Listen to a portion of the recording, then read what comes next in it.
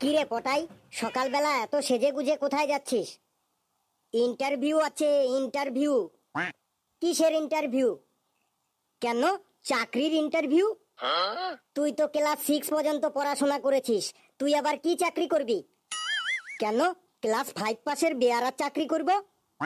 তোর ইন্টারভিউ দিয়ে কোনো লাভ নেই, চাকরি তোর হবে না। তুই কি করে বুঝলি আমার চাকরি হবে না? সারাদিন তো ফোন ঘাটিস, পড়াশোনা করিস কখন যে চাকরি পাবি? তুই জানিস না এখন ইন্টারনেটের যুগ, এখন তো সবাই ফোন ঘেটেই পড়াশোনা করে। যা দেখ, যা প্রশ্ন ধরবে তুই তার একটারও অ্যান্সার দিতে পারবি না, একদম শিওর। এই আমি তোকে বলে রাখলাম, চাকরি আমি পাবই, আর যদি না পাই তাহলে যে আমাকে ইন্টারভিউ নেবে তার মাথাটা আজ আমি একদম পাগল করে দিয়ে আসবো। দেখিস উল্টো পাল্টা অ্যান্সার দিয়ে চাকরি তো দূরের কথা, আবার মার না খেয়ে আসিস। তোর সাথে বেশি বকবক করে আমার সময় নষ্ট করে কোনো লাভ নেই। যা যা, মার খাওয়ার জন্য best of luck. Next candidate কে আছেন, চলে আসুন। Sir, may I coming in the ভেতরে? কি বলছেন, ভালো করে বলুন। স্যার, ভেতরে আসতে পারি? আসুন আসুন। I am sit down in the চেয়ারের ওপর। আরে মশাই, আপনি কি বলতে চাইছেন ভালো করে বলুন তো। অত রেগে যাচ্ছেন কেন, আমি চেয়ারের উপর বসতে পারি? হ্যাঁ বসুন, ওই চেয়ারটা আপনার জন্যই রাখা হয়েছে। I am very very thank you sir. I am very very thank you তার মানে আপনি ভুলভাল ইংরেজি বলার থেকে আপনি বাংলাতেই কথা বলুন। জো আজ্ঞা, আপনি যা বলবেন সেটাই হবে। আপনার নাম? আমার নাম তো আপনার ওই ল্যাপটপের মধ্যেই লেখা আছে স্যার। আমি যেটা জিজ্ঞেস করছি তার উত্তর দিন, আপনার নাম কি বলুন। আমার নাম, বাবা ডাকে গজ্জা বললে, মা ডাকে ভজ্জা বললে, দাদু ডাকে পচা বলে, আর ঠাকুমা ডাকে খোঁচা বললে। আরে মশাই, আপনার আসল নাম কি বলুন। নাম আবার কখনো নকল হয় নাকি? সবই তো আমার আসল নাম। কিন্তু আমার এখানে যে লেখা আছে আপনার নাম পটাই কুমার পুরকায়েত। দেখতেই যখন পাচ্ছেন তখন আবার জিজ্ঞাসা করছেন কেন? আপনি এত অভদ্র কেন বলুন তো। জানি না স্যার, আমি ওই আপনার মতো একই কথা মাঝে মাঝে ভাবি, আমি এত অভদ্র হইলাম কি করে। আপনার এই অভদ্র আচরণের জন্য আমি আপনাকে রিজেক্ট করে দিতে পারি, সেটা আপনি জানেন?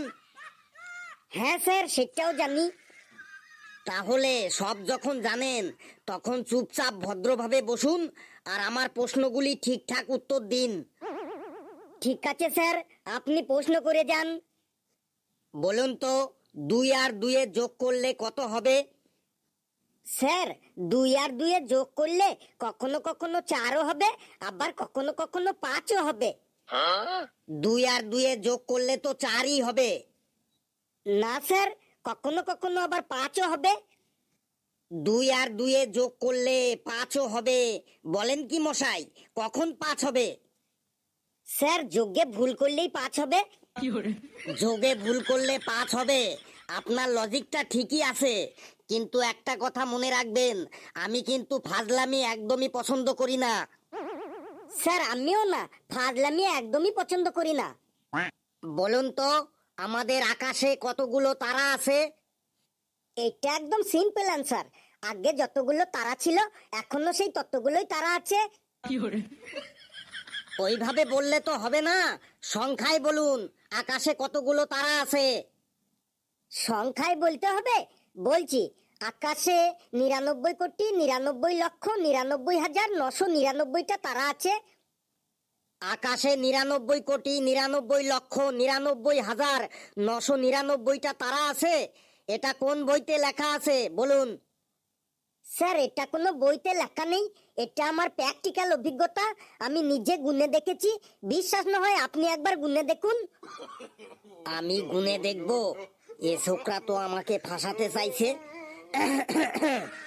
আচ্ছা আচ্ছা পটাই বাবু, পরের প্রশ্নতে যাচ্ছি। হ্যাঁ স্যার, পরের প্রশ্নটাই করুন। বলুন তো, আমাদের দেশে এখন কি নিয়ন্ত্রণ করা উচিত? স্যার, আমাদের দেশে এখন টোটো নিয়ন্ত্রণ করা উচিত। ভুল অ্যান্সার দিলেন। আমাদের দেশে এখন জনসংখ্যা নিয়ন্ত্রণ করা উচিত। স্যার, আমার মনে হয় আমাদের দেশে এখন জনসংখ্যার থেকে টোটোর সংখ্যা দিন দিন বেড়ে যাচ্ছে। রাস্তায় বেরোলেই সামনে টোটো, পেছনে টোটো, ডাইনে টোটো, বাঁয়ে টোটো, উপরে টোটো, নিচে টোটো। টোটোর সংখ্যা বেড়ে বেড়ে এমন পরিস্থিতি হয়ে যাচ্ছে যে আজকাল কাউকে ডাকলে সে আর একা আসে না, সঙ্গে করে একটা টোটো নিয়ে আসে।